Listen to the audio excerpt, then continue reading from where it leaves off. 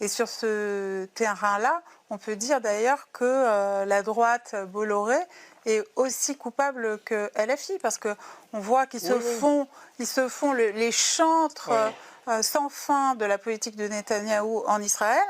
Ce faisant, ils accordent un statut d'exception, une fois de plus, à la question juive, qui est tout à fait inquiétant et menaçant. Moi, j'appelle le soutien à Israël, maintenant j'appelle ça antisémitisme 2.0.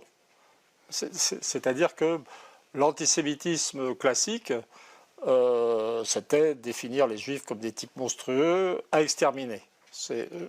Vu ce qu'a été la Shoah, on ne peut pas dire c'est juste banal, c'est quand même tout à fait étonnant. Et là, quand je vois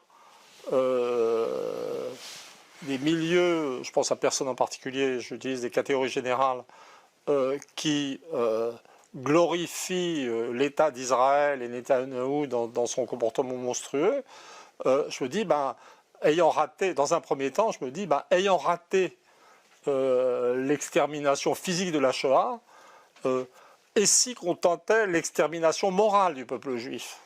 Puisque si tous les juifs sont ou doivent être considérés comme par essence pro-Israël et pro-Netanyahou, eh c'est une autre façon de dire, et c'est ça qui apparaîtra au final, que tous les juifs sont monstrueux.